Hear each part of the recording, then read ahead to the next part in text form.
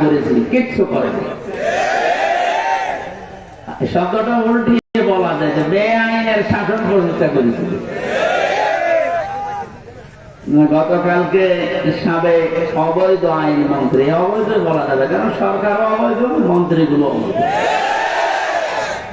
ওনারে যখন ডিম উপর দিয়ে মারে, নিচ দিয়ে মারে, বিভিন্ন জায়গায় যখন ডিম দিচ্ছিল থেরাপির কারণে, শেষ পর্যন্ত বলেই ফেলেছে একটা দোষ আমার না, সব আমারই উপর থেকে নির্দেশ দিয়েছে হাসিনা। এই কথাটা বলার পরে দেখুন লোকটা হাসতেছে। আমার মনে হয় তার আমার দেখ মামা এসেছে আজকে সাথে কুষ্টিয়া থেকে, অনেক মামা, ওর একটা হালকা তার কাটা আছে। আমার মনে হয় এই ব্যাটারও তার এরকম কেটে দিচ্ছে।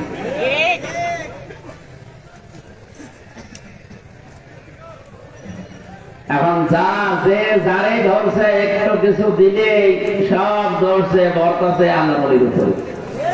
আর যেটা দরবেশ মনে কর্তা, এ দরবেশ যে এত খারাপ, দাড়ি কেটে নম হয়ে গেছে। ওরা দেখলে পর্যন্ত শয়তান হাসে যে আল্লাহ তুমি আমার শয়তান বানিয়েছো, এটা তো আসল শয়তান ছিল। হোসেন মাওলানা বলছিল না 29,000, না ওটা 36,000, পদ্মা সেতু বানিয়েছে 32,000 টাকা খরচ করে। আর এই লোকটার শুধু বাইরের একটা ব্যাংকে টাকা পড়ে আছে 36,000 কোটি টাকা। ওই টাকাগুলো ফেরত দিলে বাংলাদেশে আরেকটা পদ্মা সেতু বানানো যাবে। মালয়েশিয়ায় দেখলাম এই যে পেনাং থেকে এই আরেকটা শহরে যাবার সময় 2টা ব্রিজ পরপর, একটা মনে হয় 8 কিলোমিটার, একটা 17 কিলোমিটার। এই যে বিশাল বিশাল ব্রিজ তারা বানিয়েছে, বাংলাদেশেও সম্ভব শুধু এই দরবেশদের টাকাগুলো বাইরে থেকে নিয়ে আসা। এই জন্য যারা দায়িত্বে আছেন আহ্বান জানাবো, এসব দরবেশ হোক আর ধর্মেশ হোক, এদেরকে এভাবে বিভিন্ন জায়গা দিয়ে ডিম যখন দিচ্ছে দিন কি বলবো, এগুলো নিয়ে এই টাকা পয়সা গুলো সব আমাদের দেশে নিয়ে আসেন, দেশ ইনশাল্লাহ দাঁড়িয়ে যাবে।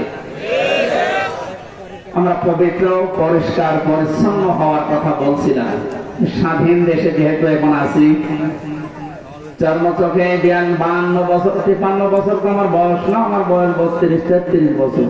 এখানে যারা আছে এরকম বহু বয়সের মানুষ আছে, এ মানুষগুলো সহ আমরা দেখেছি এই 52 বছর বিভিন্ন মানুষের দেশটা চালিয়েছে, কিন্তু কাঙ্ক্ষিত মানে চললে কেমন দেখা যায় এটা দেখতে বাকি আছে। এটা আমরা দেখতে চাই কিনা? এটা এমনি এমনি হবে? কথা শেষ করবে এমনি এমনি শুধু দোয়া করে হবে? কাজ করা লাগবে না? সুতরাং কোরআন দিয়ে চালাবে যারা, এরকম মানুষগুলোকে আজ আমরা ওখানে পাঠাতে চাই আর দেখতে চাই চর্ম চোখে। আল্লাহ আমাদেরকে তুমি একটু দেখার তৌফিক দাও যে জমিনটা কোরআন দিয়ে চলছে। দল মত নির্বিশেষে আমরা এই অনুষ্ঠানে ইবাদত মনে করে এসেছি। বলেন তো আলহামদুলিল্লাহ। তাআওয়ানু আলাল বিররি ওয়াত তাকওয়া ওয়া লা তাআওয়ানু আলাল ইসমি ওয়াল উদওয়ান। আল্লাহর ঘোষণা, এই পৃথিবীতে তোমরা ভালো কাজে, নেক কাজে একে অন্যকে সাহায্য করো, অন্যায় কাজ করবা না, অন্যায় কাজে সাহায্য সহযোগিতা করবা না। আজ আমরা আহ্বান জানাচ্ছি, রাষ্ট্র যেহেতু সংস্কার আরম্ভ হয়ে গেছে বা চলছে, আমরা সব জায়গায় ইসলাম দিয়ে সংস্কার করতে চাই। নবীর উপরে দরুদ আর সালাম পাঠ করার মাধ্যমে তেলাওয়াতকৃত আয়াত থেকে যেটা লিখে দিয়েছেন এর উপরে ভিত্তি করে আমরা তাফসীরুল কোরআন মাহফিলে বলতে চাই ইনশাআল্লাহ। জবান খুলে কোরআনে কারীম থেকে। আমি যেহেতু 8 দিন ছিলাম, মাওলানা মিজানুর রহমান আজহারি ভাই, এরপরে ডেভিড লিও নামে একজন আছে ইসলামিক চিন্তাবিদ স্কলার, অনেক দামি তো। তারপর ডক্টর জাকির নায়েক সাহেবের সাথে দেখা হয়নি, হওয়ার কথা ছিল। এই মানুষগুলোর কাছে মিশে আমি যে কয়েকদিন ছিলাম, আমি সবচাইতে বড় বিষয় পেয়েছি, ওনারা আলেমদের কিছু দায়িত্ব কর্তব্য, যেহেতু ওনারা মজলুম মানুষ, আসবে, দেশে ফিরে আসবে। মিজান ভাই জানিয়েছে আমি কিছুদিনের ভেতরে এই দেশে যাব। আমি বলেছিলাম ভাই দেশে আসার পরে কুষ্টিয়া, আমার জন্মভূমি কুষ্টিয়াতে কোরআনের কথাগুলো চলে না, কারণ যে 2জন শয়তান বাংলাদেশে আল্লাহ পাঠিয়েছে ওই জেলায়, আমার জন্মভূমি, তারপরও আমারে বলতো না। এই যে খুলনা বিভাগের 10-11টা জেলা, একটাতেও আমারে কথা বলতে দিত না। যাওয়ার আগে 144 ধারা জারি হয়ে যেত। এখন যেহেতু সুযোগ এসেছে, ওনাকে বললাম আমার কুষ্টিয়া দিয়ে আপনি কোরআনের কথাগুলো আরম্ভ করবেন। উনি সময় দিতে চেয়েছি, দেখি দেশে আসুক ইনশাআল্লাহ। বাংলাদেশের প্রত্যেকটি জায়গা তখন আর জামাতের প্রোডাক্ট কেউ বলতে পারবে না। যারা বলতো তারা এখন খবরে। আল্লাহ রাব্বুল আলামিন তার কোরআনে কারীমকে যেন উন্মুক্ত করে দেন দেশের জন্য এবং প্রতিষ্ঠা করে দেন। বলেন আমিন। সূরা আরাফ কোন সূরা বলেন তো? 157 নম্বর। একটা মাত্র আয়াতের 4 ভাগের 1 ভাগ আমরা পড়েছি। বিশ্বনবীর হাদিস লক্ষ লক্ষ, সেখান থেকে একটা হাদিস নবীজির জামাই হযরতে আলীর বর্ণনা করা, যোগের সাথে মিলিয়ে আমরা তেলাওয়াত করলাম। এই দুইটাকে সামনে রেখে কোরআন যেভাবে তাফসীর করা লাগে হক আদায় করে চেষ্টা চালাচ্ছি ইনশাআল্লাহ। এটা যেহেতু মমতাজের কনসার্ট না, সে মহিলার এখন আর কনসার্ট করা সম্ভব না, কারণ তারও দোলাদুলি এখন আর কেউ দেখতে চায় না। ও ফেটেও আর কারো যাচ্ছে না। ফেটে যাচ্ছে এখন সারা বাংলাদেশে শুধু আল্লাহর কথা হবে। মানুষের জিকির করে আমরা বহু দেখেছি। একটা মানুষের আলোচনা, একটা মানুষের জিকির যে পরিমাণ হয়েছিল, যদি আল্লাহ জিকির ওই পরিমাণ এই দেশে হতো, আমরা আল্লাহর ওলি হয়ে যেতাম। আল্লাহরও মহাসহ্যের বাইরে চলে গেছে, না তো এত অপমান তো আমি ফেরাউনকেও হতে দেখিনি। আমি তো জীবনী পড়েছি, তাহলে এত অপমান হয়নি। আল্লাহ রাব্বুল আলামিন কোরআনে কারীম কিভাবে মানুষের সামনে উপস্থাপন করা লাগে এটা আমাদের শিখিয়েছে 1500 বছর আগে। আমরা আল্লাহর ওই ধরনটা সামনে নিয়ে আসি, নাকি এমন মন মতো বলবো না। আল্লাহ পাক বলেন কিতাবুন উনজিলা ইলাইকা ফালা ইয়াকুন ফি সাদরিকা হারাজুম মিনহু লিতুনজিরা বিহি ওয়া যিকরা লিল মুমিনিন। আল্লাহ বলেন এই একটা কিতাব, পৃথিবীতে একটাই মাত্র কিতাবের নাম আল্লাহ জানিয়েছেন, তার নাম কোরআন শরীফ। এই জন্য কবরে যাওয়ার পর মানুষকে যখন জিজ্ঞাসা করা হবে মার রব্বুকা, তোমার রবকে, লোকটা যদি বলে রব্বি আল্লাহ, আমার রব আল্লাহ, সঙ্গে সঙ্গে ফেরেশতারা জিজ্ঞাসা করবে মা দীনুকা, তোমার জীবন ব্যবস্থা কি। লোকটা যদি বলে দীনুল ইসলাম, সঙ্গে সঙ্গে ফেরেশতা বলবে মান হাযার রাজুল, এই লোকটা কে ছিল। লোকটা যদি বলেও ফেলে হাযা নাবিয়ুনা মুহাম্মাদুর রাসূলুল্লাহ সাল্লাল্লাহু আলাইহি সাল্লাম, সঙ্গে সঙ্গে ফেরেশতারা আরেকটা বলবে এই কথাগুলো তুমি পেয়েছো কোথায়। কথা বুঝতেছে? আপনি পৃথিবীর কোন বইয়ের নাম, কিতাবের নাম বললে ফেরেশতারা কিন্তু ওগুলো চিনবে না। আপনাকে সঙ্গে সঙ্গে জবাব দিতে হলে বলা লাগবে আমি কোরআনে পেয়েছি, কারণ ফেরেশতারা এই একটা কিতাব চেনে। আল্লাহ জানে কিতাব দিয়েছেন, এই একটা কিতাব এমন দামি কিতাব, এটা আল্লাহর পক্ষ থেকে পৃথিবীতে আল্লাহ নিজে পাঠিয়েছেন। নবীজি এই কিতাবুন শব্দটার ব্যাখ্যা করতে গিয়ে হাদিসে জানিয়েছেন মানিত্তাবাল হুদা বিগাইরিল কোরআন হাদাল্লাহুল্লাহ। তিরমিজির হাদিস। এখানে ডিসকাস বাতাস লাগবে না, অ্যাক্টিভ হয়ে শুনবেন। আমি কিছু প্রশ্ন করবো, এটা ক্লাস চলছে না? ক্লাসের পরে যে প্রশ্ন করা হয় আমি কিন্তু সামারাইজ করে প্রশ্ন দেবো। আমাদের শুনতে এসেছেন না? আল্লাহর নবীর এই কথার ভেতর থেকে দুইটা শিক্ষা আমি পেয়েছি। নবীজি জানিয়েছেন কোরআনে কারীম বাদ দিয়ে পৃথিবীর কোন জায়গায় যদি কেউ ভালো হওয়ার নিয়তে, হেদায়েত পাওয়ার নিয়তেও যায়, আল্লাহ নিজে দায়িত্ব নিয়ে তাকে গোমরা করে দেয়। কথার অর্থ বোঝেন? নবীজির হাদিসের শেষ অংশ ছিল আদাল্লাহুল্লাহ, আদাল্লাহ ইউদিল্লু, সুলাসে মুজাররাদ থেকে এসেছে। শব্দটা যদি ভাবে ফাল থেকে নবীজি বলতেন যে দল্লা, আদাল্লা ইউদিল্লু, বাবা এই ফাল থেকে শব্দটা আসা, নবী দল্লা ইয়াদিল্লু বলতে পারতেন। দল্লা ইয়াদিল্লু এ শব্দ দিলে বাংলা অর্থ হতো আপনি নিজেই নিজেকে খারাপ বানিয়ে ফেলেছেন, আপনি নিজের জন্য নিজে দায়ী, আর কেউ দায়ী না। আদাল্লা শব্দ যখন আসবে বাংলা অর্থ তখন হবে আপনার হয়তো নিয়ত ভালো ছিল, আপনি কোন জায়গায় গিয়েছিলেন যে ভালো হয়ে যাব, কিন্তু কোরআন সেখানে ছিল না। এই জন্য আল্লাহ রাগ করে নিজে দায়িত্ব নিয়ে আপনাকে আরো খারাপ বানিয়ে দেবে। এটার জন্য সবচেয়ে বড় কারণ হচ্ছে পৃথিবীতে একটাই মাত্র কিতাব আল্লাহ মানুষকে হেদায়েত দেওয়ার জন্য সর্বশেষ পাঠিয়েছেন, তার নাম কোরআন শরীফ। কোরআন বাদ দিয়ে হেদায়েত দেওয়ার মতো কোন কিতাব কিয়ামত পর্যন্ত আর নেই। কথা বলতেছে? এজন্য সর্বপ্রথম আয়াত দেখবেন যালিকাল কিতাবু লা রাইবা ফিহি, কিতাবের আগে আলিফ লাম আছে। আল্লাহ নির্ধারিত করে জানিয়েছেন একটাই মাত্র কিতাব যেটা মানুষকে হেদায়েত দিতে পারে, তার ভেতরে কোনো সন্দেহ নেই, ভুল নেই, অবকাশ নেই। হাদিসের ব্যস্ততায় আমি যেটা পেয়েছি, বাংলার জনগণ কোরআন যেখানে নেই ওই রকম জায়গায় এখন থেকে যদি আপনি ভালো হওয়ার নিয়তেও যান, আপনাকে আমির হামজা খারাপ বানাবে না, খারাপ বানিয়ে দেবে কে? এবার এক বাক্যে বলবেন হেদায়েত দেওয়ার একচ্ছত্র মালিকানা হামজার, বলেন নবীজির। আল্লাহ ছাড়া পথ কেউ দেখাতে পারে না, হেদায়েত দিতে পারে না। উনি যদি বলেন আমি তোকে খারাপ বানাবো, বলেন তো কে আছে আপনাকে পথ দেখাবে? বলেন। এই জন্য আমার শেষ কথা, ফাইনাল কথা এইটাই, আজকে থেকে সিদ্ধান্ত দৃঢ়ভাবে নেওয়া লাগবে।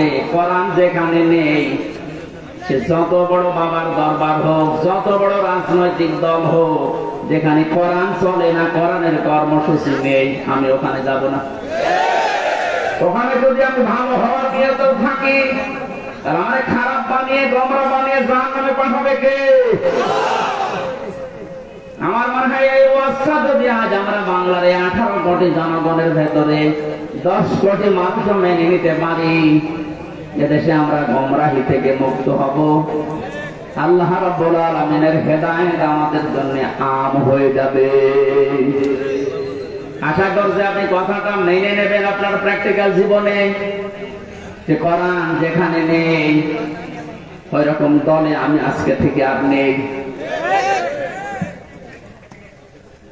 এটা শুধু সামিয়ানা নিচ পর্যন্ত শেষ, বাইরে নিয়ে যাবেন তো? যেখানে কোরআন নেই, তাহলে যদি আপনি জানো ভালো হওয়ার নিয়ত আপনার ছিল, কিন্তু আপনাকে আল্লাহ ভালো রাখবে না। শ্বশুরকে মানুষ অনেকে বাবা বলে ডাকে, এটা হারাম না, জায়েজ আছে।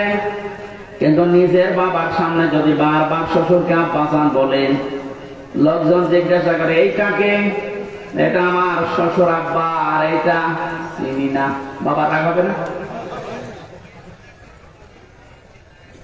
বাবা বলা জায়েজ আছে বলে আপনি একেবারে সব সময় মুখে ফেনা তুলে ফেলবেন আব্বাজান বলে, আসল যেটা জন্মদাতা বাবা, ওর কোনো খবর নেই।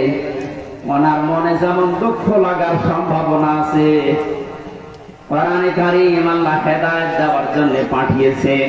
এটা বাদ দিয়ে সত্যি যদি আপনি কোন জায়গায় আপনার নিয়ত ভালো নিয়েও যান, আল্লাহ কিন্তু দায়িত্ব নিয়ে আপনাকে খারাপ বানিয়ে দেবে। আল্লাহ এই জন্য শব্দটা প্রথমে দিয়েছেন কিতাবুন, এই একটা কিতাব। উনজিলা ইলাইকা, হে নবী আপনার প্রতি আমি এটা নাযিল করেছি। ফালা ইয়াকুন ফি সাদরিকা হারাজুম মিনহু লিতুনযিরা বিহি, এই কিতাব দিয়ে যখন ওয়াজ করবেন, এই কিতাব দিয়ে আপনার উম্মতদেরকে যখন সতর্ক করবেন, তখন আপনার মনের ভেতরে যেন কোনো সংকীর্ণতা না আসে। হারাজুন শব্দের ব্যাখ্যা পেয়েছি আমি তাফসীরে 2টা, একটু খেয়াল করেন।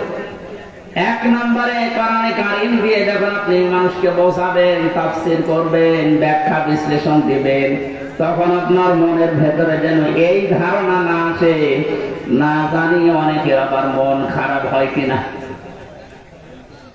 এরকম মানুষের দেশে ছিল না?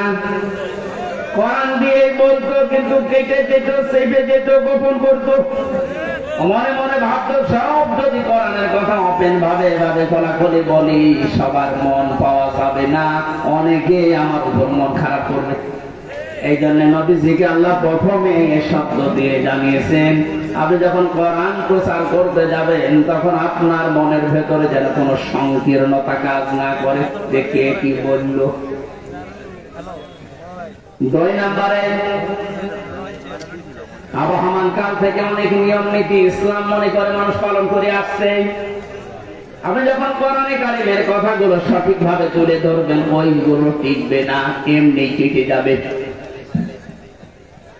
তখন হয়তো অনেকের মন খারাপ হবে, আপনি সবার মন তো পাবেন না। এই জন্য আপনাকে বলছি, কে কি মনে করবে বলবে, কারো দিকে তাকাবেন না। আপনার মনও যেন ছোট না হয়, সংকীর্ণ না হয়। সঠিক কথাগুলো তুলে ধরার দায়িত্ব আপনার, আর হেদায়েত দেওয়ার দায়িত্ব আমি আল্লাহর। কোরআন শরীফ আমি আল্লাহ দিয়েছি মুমিনদের জন্য, এটা উপদেশ। এই আয়াতটা সামনে রেখে আজকে আমরা তেলাওয়াত কি আয়াতের তাফসীর করব ইনশাআল্লাহ। এবার বলি আমরা, আউযু বিল্লাহি মিনাশ শাইতানির রাজীম, বিসমিল্লাহির রহমানির রহিম, আল্লাযীনা ইয়াত্তাবিউনার রাসূলান নাবিয়্যাল উম্মিয়্যাল্লাযী يجدونه مكتوبا।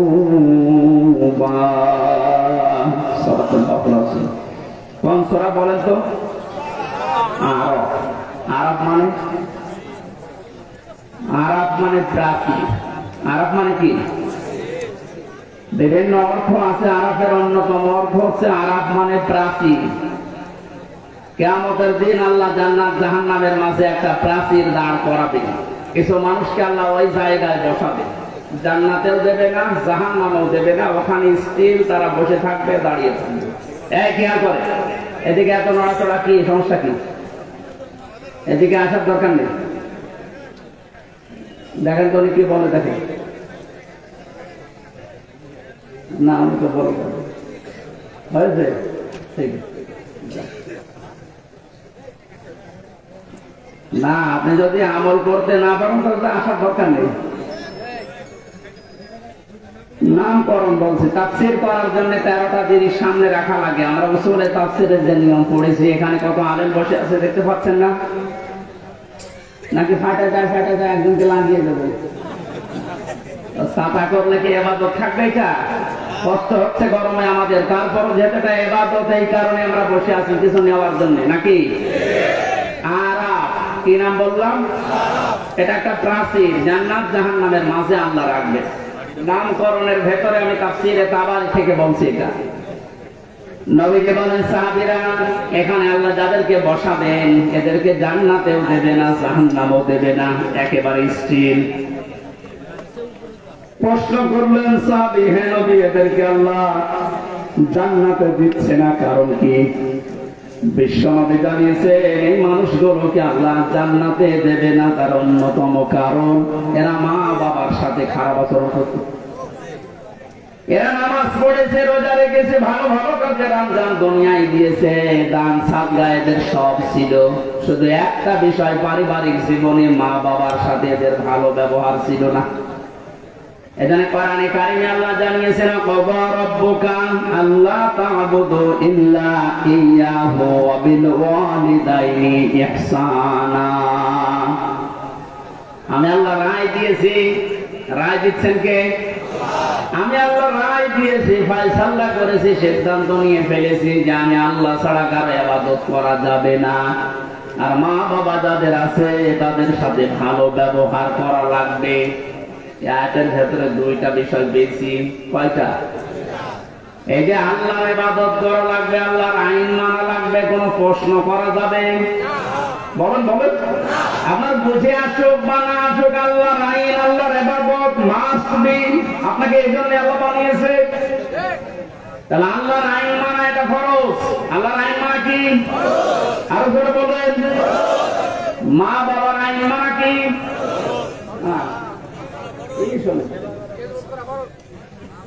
মাঝখানে ও আল্লাহ দিয়েছেন, খেলা করার জন্য দিয়েছেন।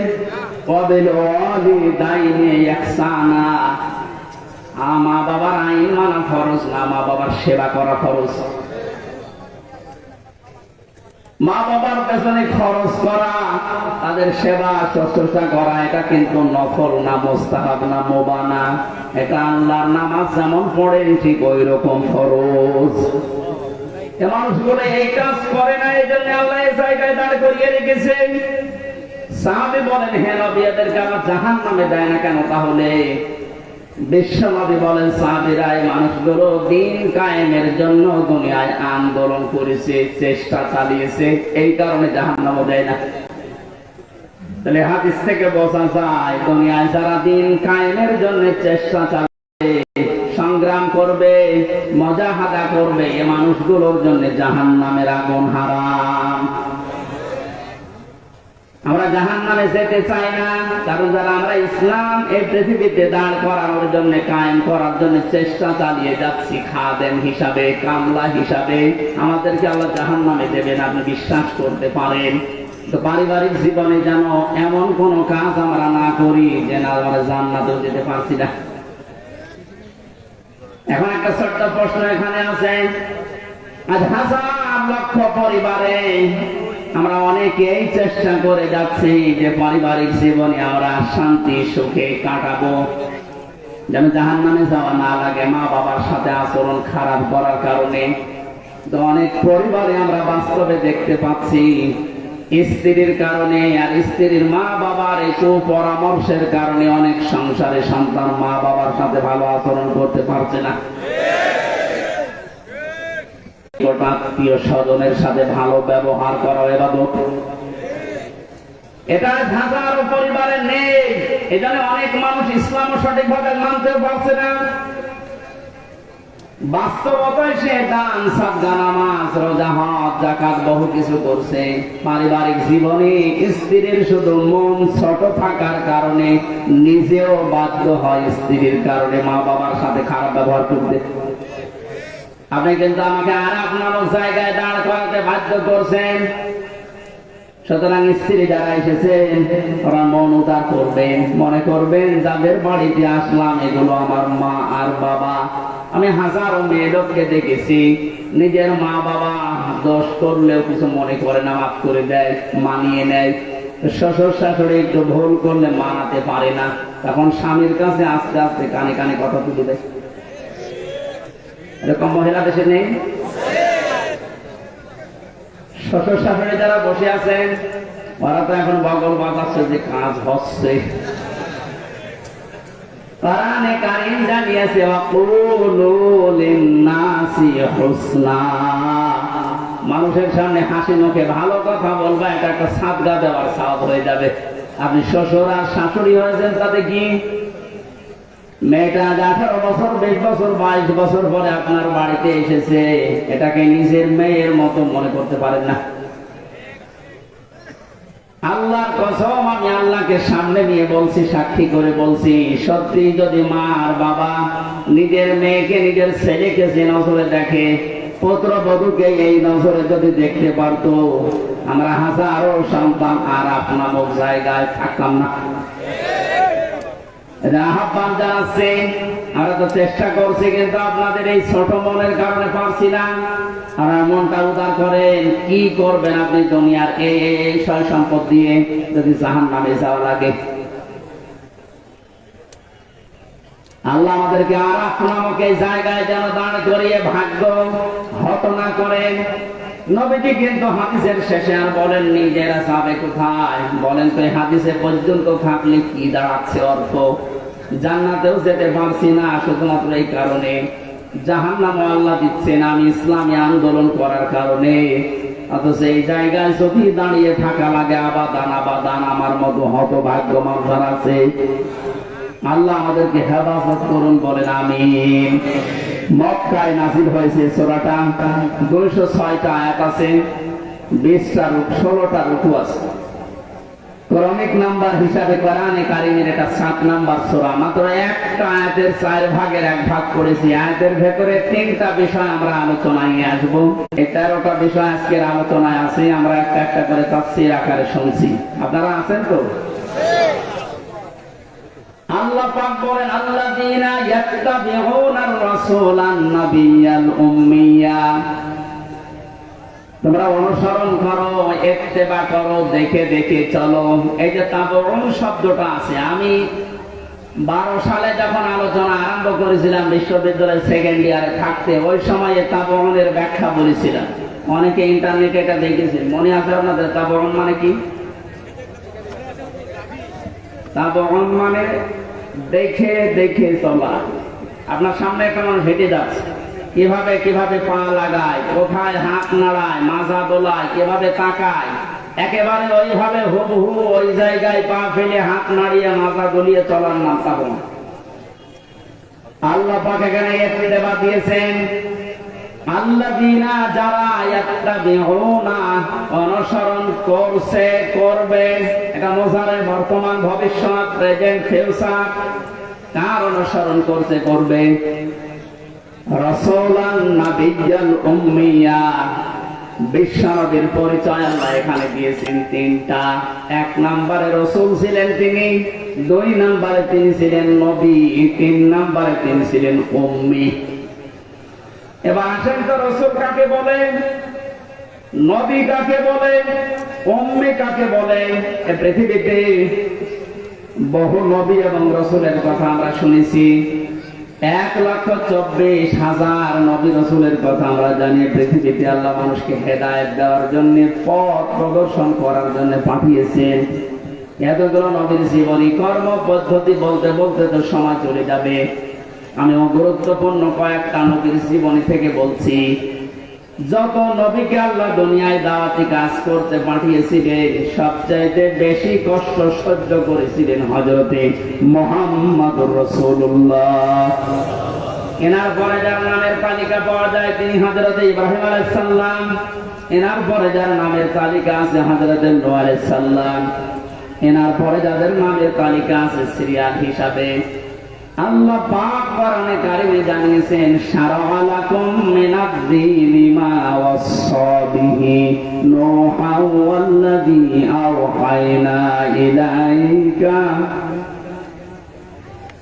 আমি নির্ধারিত করে দিলাম দিনকে, কিন্তু আমি আল্লাহ জানিয়েছিলাম আনাকিমুদ্দিন, তোমরা দিন কায়েম করো। আপনাকে আমি ওহী করলাম ঠিক ওইভাবে, আওহায়না ইলাইকা, আপনার প্রতি আমার একই ওহী, আন আকিমুদ্দিন, আপনি দিন কায়েম করেন জমিনে, ওয়ালা তাতাফাররাকু, পরিবেশ তৈরি করি। সত্যি যদি এটা কায়েম না হয়, হালালকে হালাল জেনে অনেক সময় মানা যাবে না, হারামকে হারাম জানার পরও ছেড়ে দেওয়া যাবে না। এই 17 বছর যেটা দেখলাম, এই জন্য আমাদের সবচেয়ে বড় কাজ হবে এখন আল্লাহর এই জমিনে আল্লাহর দ্বীন কি করে কায়েম করা যায়, দাঁড় করানো যায়। বিশ্ব নবী ওয়ালাকাদ বা'আথনা ফি কুল্লি উম্মাতির রাসূলান আনি ইবুদুল্লাহ ওয়াজতানিবুত তাগুত। রব্বুল আলামিন বলেন, এই পৃথিবীর যত ওয়ালাকাদ বা'আথনা ফি কুল্লি উম্মাতির রাসূলান, প্রত্যেকটি জাতির জন্য আমি আল্লাহ রাসূল পাঠিয়েছিলাম। প্রতিটি নবী আর রাসূলদের জীবনের দায়িত্ব মূল ছিল 2টা। তারা উম্মতদের কাছে যেই বলতেন আল্লাহর ইবাদত করো। কার ইবাদত? এই শব্দটা নিয়ে হাজারো জায়গায় আমরা এই দেশের ভেতরে অনেক ভেজাল দেখতে পাচ্ছি।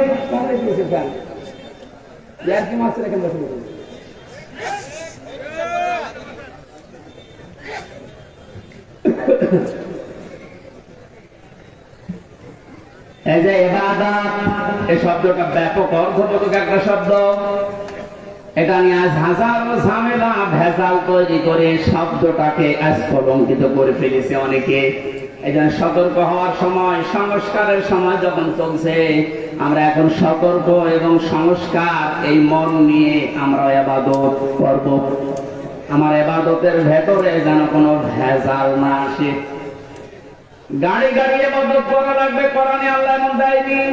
ইবাদত করো, আখলিস দীনাকা ইয়াকফিকা আমালুল কলিল। তোমার ঈমানটা যদি খাঁটি হয়, কাজকর্ম আমল যদি কম হয়, আমার আল্লাহ মাফ করে দেবে। আমাদের অনেকের কাজ কারবার দরবেশ বাবার মতো গাড়ি গাড়ি দেখতে পাচ্ছি। ওর একটা বক্তব্য শুনেছিলাম কয়েকদিন আগে, ও বলেছে কোরআনেও সমস্যা আছে। এই নামটা নিয়ে, আহলে হাদিসের নাম নিয়ে অনেক মানুষ আর মানুষকে ধোঁকা দিচ্ছেন। আহলে হাদিস এই শব্দটা খারাপ না, কিন্তু শব্দটা নিয়ে আজ ধোঁকা দিয়ে বোকা বানিয়ে অনেকে এখনো পর্যন্ত জালেমদের পা চাটতেছে। কালকের বক্তব্য ছিল একজনের রফিক নামে, আমি নাম নিয়েছি এই কারণে চেনার জন্য। লোকটা জানাচ্ছে এখন জনগণকে, আবু সাইদ নামে এই ছেলেটা শহীদ হয়নি, উনি যে আত্মহত্যা করেছে।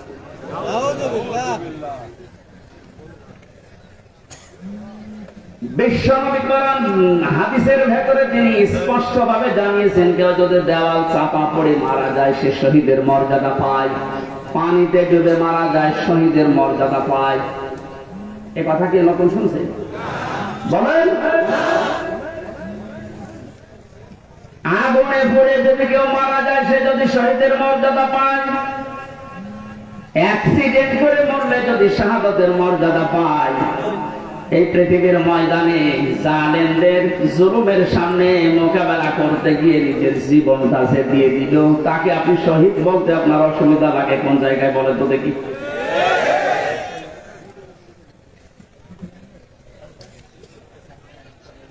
এবার আমরা দুইটা নোটিশ বলছি, যেহেতু এই শব্দটা শুনি আজকে আজ 2 দিন ধরে অনেক জালেমের দোষর যারা, তারা এখনো পর্যন্ত অপপ্রচার চালাচ্ছে এদের বিরুদ্ধে। এই জন্য দুইটা নোটিশ বলছি। সূরা বাকারার 154 নম্বর আয়াত, 2 নম্বর পারা, 2 নম্বর পৃষ্ঠা, 12 নম্বর 13 নম্বর লাইনে আছে, ভালো করে মিলাবেন। আল্লাহ পাক বলেন, আল্লাহ তাকুলু লিমান ইয়াকতাদু ফি সাবিলিল্লাহি আমওয়াত বাল আহয়াউ ওয়ালাকিন লা তাশউরুন। আপনি হয়তো এভাবে এতদিন চিন্তা করেননি, যেভাবে আমি বলছি মিলিয়ে দেখেন। আল্লাহ বলেন, ওয়ালা তাকুলু, হে পৃথিবীর লোকেরা, কেউ এ কথা মুখ দিয়ে বলবা না। কথা বলে মানুষ কি দিয়ে? বলেন না কেন? এজন্য মুখের উপর আল্লাহ নোটিশ দিয়েছেন, কেউ এ কথা বলবা না। একজন দুইজন না, কেউ বলবা না, বহু বচন। লিমা ইয়াকতালু ফি সাবিলিল্লাহি আমওয়াত, আমি আল্লাহর জন্য, মানবতার জন্য যারা জীবন দিয়ে গেল, এই মানুষ মরে গেছে, কথা বলবা না। বাল আহয়াউন, বরং তারা জীবিত। ওয়ালাকিন লা তাশউরুন, কিন্তু তোমরা টের পাও না। এটা তো মুখের উপর আল্লাহ দিবে, মানুষ মুখের পরে অন্তরেও ধারণা করতে পারে। ধারণা করা কি দিয়ে? অন্তর দিয়ে। মানুষ যেন ধারণাও না করে যে তারা শহীদ হয়নি, তারা এমনি মারা গেছে, কথা যেন ধারণাও না করে। সূরা আলে ইমরান 4 নম্বর 12 11 নম্বর পৃষ্ঠা 9 নম্বর লাইনের 159 নম্বর আয়াতে 69 নম্বর আয়াতে আল্লাহ জানিয়েছেন, ওয়ালা তাহসাবান্নাল্লাযীনা কুতিলু ফি সাবিলিল্লাহি আমওয়াতা বাল আহয়াউন ইনদা রাব্বিহিম ইউরযাকুন। খুব খেয়াল করে, অন্তর দিয়েও কেউ যেন ধারণা না করে যারা মারা গেছে। আল্লাহ পাক বলেন, ধারণাও কোনদিন করবে না যে মরে গেছে না। কারণ জীবন জালেমের সামনে নিজের জীবন দিয়ে দেওয়া তো সহজ কথা না। ওরা কিন্তু জীবিত আছে, ওরা জিন্দা। তারা তাদের রবের কাছে রিজিক পাচ্ছে। সুতরাং আবু সাঈদ রংপুরের এই ছেলেটা জালেমের সামনে দাঁড়িয়ে জীবনটা দিয়ে শাহাদতের মরণ পেয়েছে। এটা কোনদিন আপনি মুখ দিয়ে যেন না বলেন যে লোকটা মরে গেছে, ধারণাও না করেন কেউ মরে গেছে না, ও শহীদ হয়েছে। কি হয়েছে? স্বাধীনভাবে কথা বলতে পারতাম না। পাশের জেলায় বাড়ি আমার, নাটোর, কুষ্টিয়া। এখানে দাওয়াত খেতে এসেছিলাম বিয়ের, তারপর আমার ঢুকতে দেয়নি। কোথায় ছিলাম আপনি টের পেয়েছেন? স্বাধীনতা পরাধীনতা কি আমরা 17 বছর টের পেয়েছি। স্বাধীনভাবে চলাফেরা করার, বাক স্বাধীনতা ফিরিয়ে দেওয়ার জন্য যে মানুষগুলো জীবন দিয়েছে, মাস্ট বি 100 ভাগ আমি বিশ্বাস করি ওরা সব শাহাদতের মর্যাদা পেয়েছে। এমনকি জালেমের জুলুমের শিকার হয়ে আয়না ঘরেও বহু মানুষ জীবন দিয়েছে, জেলখানার ভেতরে জীবন দিয়েছে। এমনকি কোরআনের পাখিকে অনেকে বলছে উনি স্বাভাবিক ভাবে মারা গেছে। না, আমি পাশের ছেলে ছিলাম, উনি 1 নম্বরে, আমি 4 নম্বরে। আল্লামার সাথে আমার একদিন দেখা হয়েছিল মাত্র 10 মিনিটের জন্য। উনি এমনি মারা যায়নি, ওনাকে মেরে ফেলা হয়েছে। তার বাস্তব মুখের হাসিটা এখন ভিডিও বের হচ্ছে। জেলার আর সুপারের আত্মীয়রা তার পরিচয় দিয়ে বলছে ওনাকে জোর করে সই করিয়ে বলেছে আপনি সই করেন, আপনাকে মুক্ত করে দেওয়া হবে নির্বাহী আদেশে। এই কথা বলে বের করে নিয়ে গেছে। উনি তো খুশি আনন্দ যান, পরিবারের কাছে ফিরে যাচ্ছে। কিন্তু শয়তান যারা আছে, শয়তানি করে ষড়যন্ত্র করে যাকে দায়িত্ব দিয়েছিল মোস্তফা জামান একলাঙ্গার, এই যে কি জিনিস এখন আমরা টের পাচ্ছি, কার তৈরি করা এখন আপনি দেখতে পাচ্ছেন। আমার মনে হয় একে যদি আমার মতো এরকম 10 দিন রিমান্ডে রাখেন, ও সব সত্য কথা বলে ফেলবে। আমার মুখ দিয়ে রিমান্ডে একটা কথা ওরা বের করতে পারেনি। শেষ পর্যন্ত মন মতো লিখে আমাকে বলছে সই করেন, আপনারা ছেড়ে দেওয়া হবে। আমি তো রিমান্ডে বুঝতাম না যে 164 কি, মনে করলাম ছেড়ে যখন দেওয়া হবে দেই। এখন দেখি সব আমার বিপক্ষে দিচ্ছে। আমি নাকি দেশের বিরুদ্ধে কথা বলতাম। যতগুলো বক্তব্য দিয়েছি দেশের ভালোবাসার পক্ষে দিয়েছি, কারণ দেশকে ভালোবাসা এটা ইমানের অঙ্গ। আরে মানুষগুলো এটা আমাকে বলে কয়ে নিয়েছে যে বলেন আপনি যে আপনাকে এদেশের কিছু মানুষ টাকা পয়সা দিয়ে ব্যবহার করে যে আপনি দেশের বিরুদ্ধে, এই সরকারের বিরুদ্ধে, তাহলে আপনাকে ছেড়ে দেব। শেষ পর্যন্ত বলতে রাজি যখন হলাম না, 11 ঘন্টা আমার টাঙিয়ে রেখেছিল কালো কাপড় দিয়ে চোখ বেঁধে। নিজেরা নিজেরা বলা করত হুজুর আপনি নির্দোষ আমরা জানি, কিন্তু আপনাকে এই কথা বলা লাগবে। পেছনে হাত হ্যান্ডকাপ দিয়ে বেঁধে, কালো কাপড় দিয়ে চোখ বেঁধে 11 ঘন্টা এক জায়গায় আমার নামাজ পড়তে দেয়নি। 4 ওয়াক্ত জোহর, আসর, মাগরিব, এশা আমি সব ইশারায় পড়েছি। এখন নামাজ পড়ছি কোন সমান তাও জানি, কারণ মাটির নিচে তো। সর্বশেষ যখন বললাম না এত বড় মিথ্যা কথা আমি বলতে পারবো না,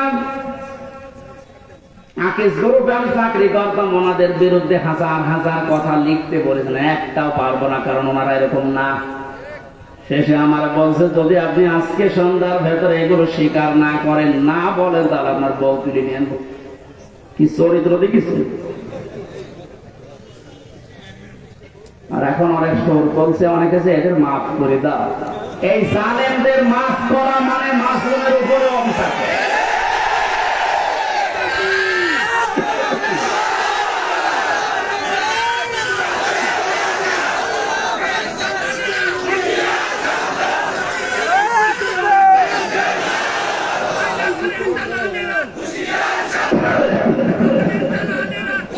আমার ভাইরা,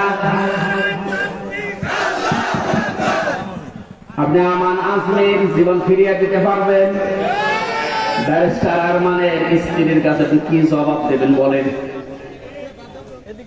কোথায় পৌঁছিয়েছে তার জীবনটা? কি ট্যালেন্টেড সন্তান ছিল মীর কাসেম আলীর। আমি জেলখানায় থাকতে এক কারারক্ষী এসে আমার একটু কুতুবউদ্দিন ওর বাড়ি রাজবাড়ি, রাত 12টার পরে যখন ডিউটি হয়েছে এসে বলছে হুজুর একটা গোপন কথা বলি, কাউকে যেন বলেন না এখানে, তাহলে আমার সমস্যা হবে। কি হয়েছে বলে, আমি সেদিন দায়িত্বে ছিলাম মীর কাসেম আলীর, যেদিন ফাঁসি হবে লোকটাকে যে বললাম স্যার আর সময় নেই মাত্র 3 ঘন্টা আছে, আপনি প্রস্তুতি নেন। উনি আমারে বলছে ভাই কারারক্ষী এখনো তো সময় 3 ঘন্টা আছে, আমি 2 ঘন্টা ঘুমাই, উনি আমারে ডেকে দিও। আল্লাহর কসম, আমি আল্লাহকে সামনে নিয়ে বলছে যা যা বলেছে একটাও মিথ্যা কথা না, সবগুলোই এইভাবেই বলেছিল। আমি পাহারা দিতে গিয়ে দেখলাম লোকটা ঘুমিয়ে গেল। 2 ঘন্টা পর ওনারে ডাকলাম, ঠিক ঘুম থেকে উঠলো, গোসল করে ওযু করে শেষের নামাজটা শেষ করে একটা চা বানিয়ে বলছে নেন।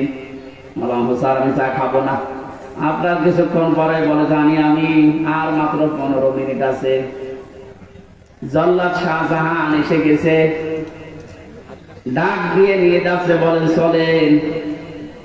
উনি আমারে বলছিল ভাই আমির হামজা আপনাকে আমি বলি আমিও তো মানুষ, উনিও মানুষ, মাত্র 3 ঘন্টা ধরে আমার ফাঁসি, তার 2 ঘন্টা ঘুম আসলো কি করে? এই লোকটার সন্তান ব্যারিস্টার আরমান, উনি কিন্তু ওই সময় জানে যে তার ছেলে গুম হয়ে আছে, মরে গেছে না বেঁচে আছে তাও জানে না। বাংলাদেশ না বিশ্বের ভেতরে যদি আমার মনে হয় 100 জন মানুষ থাকে যে মানুষকে কর্মসংস্থান তৈরি করে দেয়, তার ভেতরে মীর কাসেম আলী একজন। কত কিছু দুনিয়ায় তার ছড়িয়ে আছে, আপনি হিসাব করতে পারেন কি হামজার মতো সে? তার স্ত্রী সন্তান কোথায় আছে সে কিচ্ছু জানে না। এই কঠিন মুহূর্তে তার নিজের হাজারো যারা অনুসারী, তার সহকর্মী যারা হাজার হাজার মানুষ পালিয়ে বেড়াচ্ছে, জেলখানায় আছে, আটক আছে, মরে গেছে, সব কিছু তার কাছে সংবাদ আসতেছে। এমন কঠিন সময় লোকটা 2 ঘন্টা ঘুমিয়েছে। এমনি ঘুম আসবে না, অবশ্যই আমার আল্লাহ তাকে সূরা হামিম সিজদার 30 নম্বর আয়াত ফেরেশতা দিয়ে শুনিয়েছে। কোরআনে কারীম জানিয়েছে ইন্নাল্লাযীনা ক্বালু রাব্বুনাল্লাহু সুম্মা ইসতাকামু তাতানাজ্জালু আলাইহিমুল মালাঈকা আল্লা তাখাফু ওয়া লা তাহজানু ওয়া আবশিরু বিল জান্নাতিল্লাতী কুনতুম তুআদুন। আল্লাহ পাক বলেন যারা এই কথা বলে যে আল্লাহ তুমি আমাদের রব, আমি টিকে আছি এই কথার উপরে, আল্লাহর সঙ্গে সঙ্গে তার বিপদে আপদে পড়লে ফেরেশতা নাযিল করবে। এই জন্য তাতানাজ্জালু দিয়েছেন আল্লাহ, 1 জন 2 জন পাঠায় না, মালায়েকা বহু বছর হাজারো ফেরেশতা তার জন্য আল্লাহ পাঠিয়ে সান্ত্বনা দেয়। আল্লাহ তাখাফু ওয়া লা তাহজানু, কোনো ভয় নেই, কোনো চিন্তা নেই। ওয়া আবশিরু বিল জান্নাহ, ওই জান্নাতের সুসংবাদ গ্রহণ করো, আল্লাতী কুনতুম তুআদুন, যার ওয়াদা আল্লাহ করেছে। আমার মনে হয় ঠিক মীর কাসেম আলী শহীদ উনি আল্লাহর ফেরেশতাদের দ্বারা শুনতে পেয়েছিলেন সন্তান ব্যারিস্টার আরমানের জন্য চিন্তা নেই, হাজার হাজার সহকর্মীর জন্য চিন্তা নেই, এগুলো আল্লাহ সব দেখবে, তুমি জান্নাতে প্রবেশ করো। তাছাড়া কি করে ঘুম এসেছে আমার তো বিশ্বাস হয় না, আমিও তো ছিলাম, আমার তো ঘুম আসতো না। রাতের পরে রাত আমি বিনা ঘুমে কাটিয়েছি। ঘুম আসে না, কি করবো? 2-3টা ঘুমের বড়ি খেয়েও ঘুম আসে না। অথচ লোকটা 2 ঘন্টা 2.5 ঘন্টা পরে ফাঁসি, আর বলছে আমি 2 ঘন্টা ঘুমিয়ে নেই। আপনি কি চাতা মনে করেন এটা? এই লোকটার সন্তান ব্যারিস্টার আরমান 8টা বছর তার স্ত্রী জানতো না যে লোকটা বেঁচে আছে না মারা গেছে। গতকালকে তিনি একটা ভিডিওতে বলছিল আমি আমার পরিবারের আশা ছেড়ে দিয়েছিলাম, কারণ খাবার দিত পচা খাবার, অধিকাংশ সময় আমার রোজা রেখে কাটানো লাগতো। এই 8 বছরে আমার মনে হয় সে প্রায় 8 বছরই রোজা ছিল।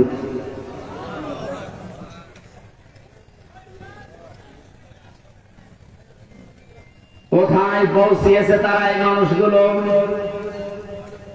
আর উল্টা পাল্টা এখনো পর্যন্ত অনেক সালেমের দর্শকরা ধারণা করে যাচ্ছে যে কি করেছি যে আমাদের দেশ থেকে তাড়িয়ে দিল। কি করেছেন আপনি টের পাচ্ছেন না? আপনি যদি কিছু না করেন, আপনার শুধু আইনা ঘরের কারণে ফাঁসি হওয়া দরকার। মানবতার সাথে যেটা কত বড় মারাত্মক অপরাধ, আপনি টের পাচ্ছেন না? এখনো যারা ছিল তাদেরকে একটু জিজ্ঞাসা করেন। ব্যারিস্টার ব্রিগেডিয়ার আমান আজমি ভাই শেষ পর্যন্ত এই কান্না জড়িত কণ্ঠে বলেছে যে আমি সূর্যের আলো কি এই 10-12 বছর দেখি নাই। এদিকে 1.5 হাত, ওদিকে 1.5 হাত। আমার যে মাটির নিচে ছিলাম ওখানে তাও এদিকে 3.5 হাত, এদিকে 2.5 হাত ছিল, আর আমার আরো ছোট। এরপর জালেমদের পক্ষে আপনি সাফাই গান, জালেমদের পক্ষে কথা বলেন। আপনি মানুষ, আপনারও বিবেক মরে গেছে। মজলুম অবস্থায় এখনো আছে, এখনো পর্যন্ত অসুস্থ, আমার শরীর এখনো স্বাভাবিক হয়নি, এখনো মুসাফির অবস্থায় আছে। দোয়া করছে আল্লাহ কিয়ামতের আগে কোন জালেম যেন এই দেশে আর ফিরে আসতে না পারে। আমরা যারা আছি এই দেশে এখন, আমাদের আলেমদের উচিত হবে নবীরা রাসূলরা তাদের যে পরিচয়গুলো আল্লাহ তুলে ধরেছিলেন, নবীর কাজ কি, রাসূলের কাজ কি, এই পরিচয়গুলো আমরা এখন জনগণের সামনে তুলে ধরবো। তাদের কর্মসূচি 6টা। কয়টা? তারা হালাল করতো পবিত্র জিনিস। আজ বাংলাদেশে হালাল করা লাগবে পবিত্র জিনিসগুলো, আর হারাম করতো তারা অবৈধ জিনিসগুলো। বাংলাদেশে এখন প্রত্যেকটা সেক্টরে এখনো পর্যন্ত হারাম জিনিস জিয়ে রাখা হয়েছে। এদিকে তাকায়, যারা দায়িত্বে আছেন, অন্তর্বর্তীকালীন সরকার থেকে শুরু করে যারা এখন দায়িত্বে আছেন, এই মুহূর্তে আপনাদের সিদ্ধান্ত নেওয়া লাগবে জালেমদের সহযোগী যতগুলো ছিল প্রত্যেককে ইমিডিয়েটলি এখনই ওদেরকে বহিষ্কার করা লাগবে। এটা সংস্কার যেহেতু চলছে, নবীদের কর্মসূচি 6টা ছিল, তার 2য় নম্বর এটা হালালকে হালাল বলে বৈধ জায়গায় দিয়ে দেন। এই 17 বছর যারা বৈধ চাকরিতে উন্নতি পায়নি তাদের কাছে উন্নতির ওই জায়গায় দেওয়া লাগবে, আর যারা অবৈধ ভাবে আন্দাজে শেয়ারের পর শেয়ার পেয়েছে তাদেরকে নিচে নামানো লাগবে। ইসলামী ব্যাংক থেকে শুরু করে বাংলাদেশের যত ব্যাংকিং ব্যবস্থা, বিচার ব্যবস্থা, প্রশাসন, ব্যবসা, প্রত্যেকটি দিক আর বিভাগে যেহেতু সংস্কার আরম্ভ হয়েছে, এই সংস্কার ইমিডিয়েটলি কয়েকদিনের ভেতরে করা লাগবে। এখনো পর্যন্ত হারাম খোর যারা, এদের অভ্যাস এখনো যাবে না। বলেন না হুজুর দোয়া করে, নূহ নবীর চাইতে আমি বড় হয়ে গেছি। নূহ নবী দোয়া করেছিলেন না? কি বলেছিলেন? লা তাযারা আলাল আরদি মিনাল কাফিরিনা দাজ্জারা ইন্নাকা ইন তাযারহুম ইউদিল্লু ইবাদাকা ওয়া লা ইয়ালিদু ইল্লা ফাজিরান কাফারা। আমরা বহু চেষ্টা করেছি এদের পেছনে, 9.5 বছর দাওয়াত দিয়েছি। এদের যে চরিত্র, এদের আন্ডা বাচ্চা পর্যন্ত যেন জমিনে একটাও না থাকে, কারণ যেটা থাকবে ওর পেট থেকে যেটা আসবে ওইটা হবে হারাম। এই জন্য জুলুমের পুনরাবৃত্তি আমরা আর দেখতে চাই না। এটা মারাত্মক একটা অপরাধ, সবচাইতে বড় অপরাধ এই গুম। এটা মানুষকে আপনি মেরে ফেলতে পারতেন, সংবাদ দিতেন যে লোকটা মারে গেছে। দেওয়ার ভাইয়ের সন্তানের সাথে নাটোরে যা করেছে, আপনি কি জবাব দেবেন বলেন তো? মেরে লোকটাকে ঘরের ভেতরে আপনি আটকে রাখলেন, পরের দিন জানতে পেরেছে জনগণ, এটাও মোবাইল ত্যাগ করি অমুক জায়গায় মরে পড়ে আছে। এই বিশ্বাসঘাতক জালেমকে যদি এখন নাটোরবাসী মাফ করে দেয়, কি জবাব দেবেন আপনি আল্লাহর কাছে আর দেওয়ার কাছে? বলুন, আপনার ছেলেটা যদি হইতো আপনি টের পেতেন। আমি একটু টের পেয়েছি, তাই আমার মুখ দিয়ে বদয়া চলে আসছে। আমার মেয়েটা আমাকে আজ পর্যন্ত চেনে না। 3টা বছর আমার যোগাযোগ বিচ্ছিন্ন রেখে দিয়েছিল শয়তান। ওরে আমি 8-9 মাস রেখে গিয়েছিলাম, এখনো তো বয়স 4 বছর। আমার এখনো পর্যন্ত আমার কাছেও আসে না, আমার ডাকেও না, আমার কাছে আসে না। কারণ মনে করো বিভিন্ন হুজুর আসতো ওই রকম এক। আমি জেলখানা থেকে যেদিন বের হয়ে বাড়িতে গেলাম, আমার বলছে হুজুর আমাদের বাড়ি চলো। আপনি হাসতেছেন, আমার মনের ভেতরে কত দুঃখ জানেন। আমার নিজের মেয়ে আমার চেনে না। যে জালেমদের কারণে, জুলুমের শিকার হওয়ার কারণে ওদেরকেও যেন ওদের বংশধর না আছে, মাফ করে দেন। মাপ আপনি এই জায়গায় থাকলে আপনার মুখ দিয়ে মাপ বের হতো। কিসের মাপ? সংস্কার যখন চলছে, নবীদের কর্মসূচি 6টা, এই 6টার ভেতরে 1 নম্বরে এইটা যে হালাল জিনিসকে হালাল জায়গায় নিয়ে এসে বৈধতা দান করেন। সুতরাং সেই মুহূর্তে বাংলাদেশের সবচেয়ে বড় কাজ হবে, যারা এতদিন পর্যন্ত জুলুমের শিকার হয়ে ওই জায়গায় যেতে পারেনি, ব্যাংকিং ব্যবস্থা বলেন, বিচার ব্যবস্থা বলেন, প্রশাসন বলেন, ব্যবসা বলেন, আজ ওদেরকে ওই জায়গাগুলো পৌঁছিয়ে দেওয়া লাগবে। আর হারাম কাজ যেগুলো হারাম হিসাবে হারাম ঘোষণা দেওয়া লাগবে। হারাম এ দেশে নেই, কথা বলেন না কেন? বহু অবৈধ জিনিস অলরেডি বন্ধ হয়ে গেছে, সামনে আরো বন্ধ হবে ইনশাআল্লাহ।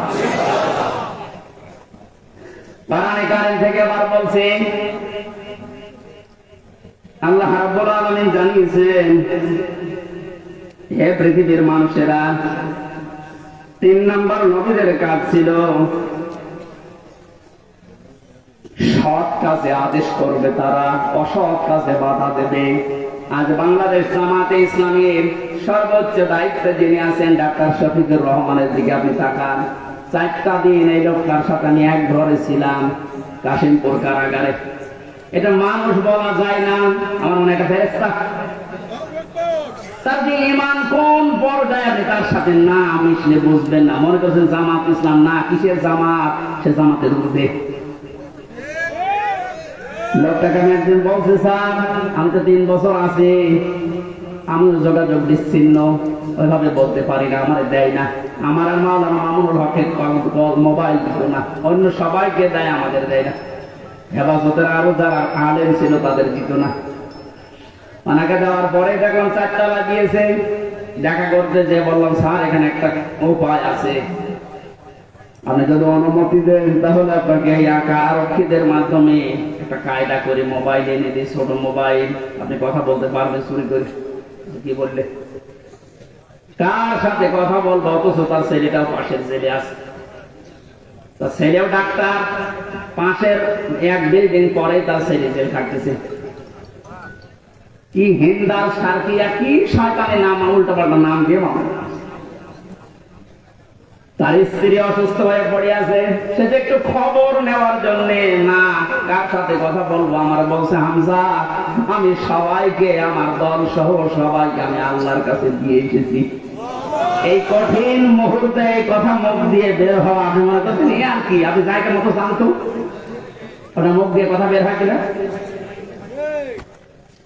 5 তারিখের পর থেকে এই লোকটার যে উদ্যোগ দেখতে পাচ্ছে, আজ আমরা সারা বাংলাদেশ সহ যে অ্যাক্টিভিটিস, যে কাজগুলো, সব কাজের আদেশ, অসৎ কাজে বাধা দেওয়ার জন্য যে ভূমিকাগুলো পালন করছে, আমার মনে হয় এভাবে যদি আল্লাহ চালায়, কিছুদিনের ভেতরে ওরাইতাম না শায়দ খুলুনা ফি দীনিল্লাহি আফওয়াজা, এটা আমরা দেখতে পাবো।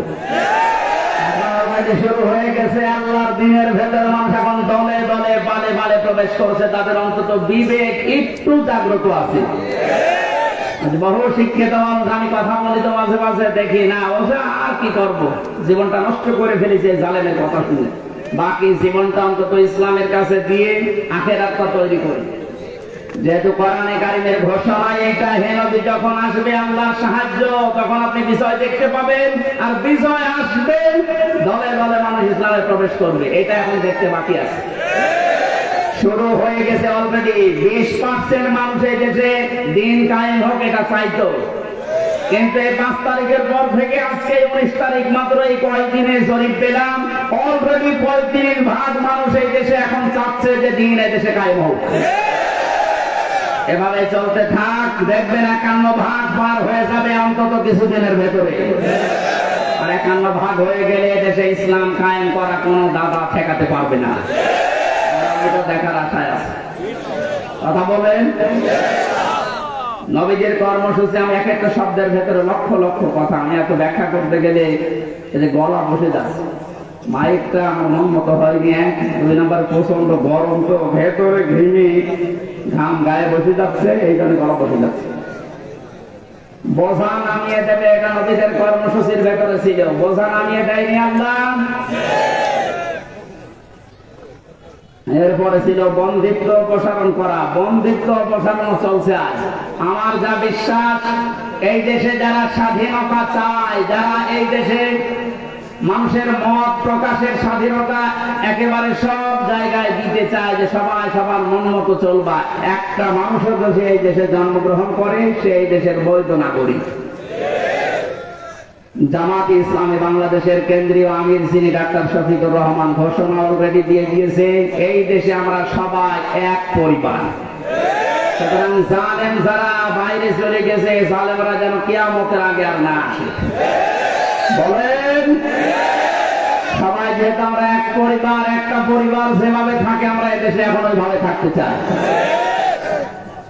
রাষ্ট্র সংস্কার অলরেডি চলছে, বন্দিত্ব যারা ছিল এখন তাদেরকে মুক্ত করার এই সংস্কারও চলছে। বিনা কারণে যারা বিনা বিচারে আটক অবস্থায় ছিল, আল্লাহ যেন এটা তাড়াতাড়ি খুব দ্রুত করে দেন। বলেন আমিন।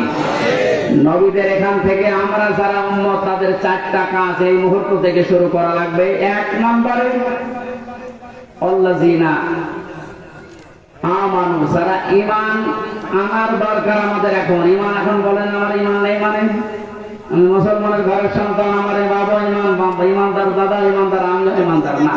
ঈমানদারের প্রকাশ হচ্ছে আল্লাহর কোরআনে যে নিয়ম নীতিগুলো আছে ওইগুলো বাস্তব বিশ্বাস করে দেখানো। এটা এখন দেখাতে পারবো না ইনশাআল্লাহ। কোন কিছু নেই সামনে যে জালেমদের কাছে 14 বার অনুমতি নেওয়া লাগতো, ওই জালেমরা এখন অনুমতি নিয়ে পা ফেলবে ইনশাআল্লাহ সামনে। গতকালকে গিয়েছিলাম ফরিদপুরে, মাসখানেক আগে ছিল আমার মাহফিল ওই গ্রামে, অথচ জালেমদের 14 জায়গায় অনুমতি নিয়ে আমার উঠতে দেয়, বলে না ওনারা বাদ দিয়ে। অথচ গতকালকে যাওয়ার পরে সভাপতি আমার বলছে হুজুর যে জালেম গুলো বাধা দিয়েছিল ওরা এখন বলছে হুজুরকে এবারে দিন পাল্টে অলরেডি গেছে।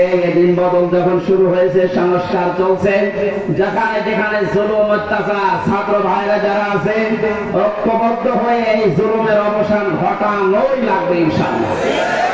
বহু ব্রিজ এই দেশে আছে যেখানে ফেরেশতারা মনে হয় টোল দিত। আমার কুষ্টিয়ার এই যে মেহেদিরনি ব্রিজের যে টোল 1 শয়তান নাকি আদায় করত, 5 তারিখে স্বাধীন হওয়ার পরে বিকালে ওটা উড়িয়ে দিয়েছে, এখন সবাই খুশি। এরকম বহু জায়গায় অবৈধভাবে যারা টোল তুলত, এই টোল গুলো যেন সব ভেঙ্গে গড়িয়ে মাটির সাথে মিশিয়ে দেওয়া হয়। আমাদের ঈমান তাহলে 2 নম্বরে নবীদেরকে সাহায্য করা। নবী যেহেতু নেই, নবীর উত্তরাধিকারী এখন যারা, নবীর অনুসারী এখন যারা কাজকর্ম চালাচ্ছে ইসলাম এই দেশে নিয়ে আসার জন্য, তাদের সাহায্য করা আমাদের কর্মসূচির ভেতরে নিয়ে আসতে হবে। আমি এটা বানিয়ে বলছি, সূরা আরাফের 157 নম্বর আয়াত আপনি বাড়িতে তাফসীর আকারে পড়েন, এটা পাবে। 3 নম্বরে তাদের সাহায্য দেওয়া লাগবে। সুতরাং আজ যারা এদেশে একামতের দিনের দায়িত্ব পালন করছে, আপনি তাদের সাহায্য দেন, দেখেন তাদের অ্যাক্টিভিটিস, তাদের কর্ম, তাদের চরিত্র কি, এগুলো দেখে যদি আপনার ভালো লাগে আপনি তাদের সাহায্য করেন। 4 নম্বরে তাদের সাহায্য শুধু করবেন না,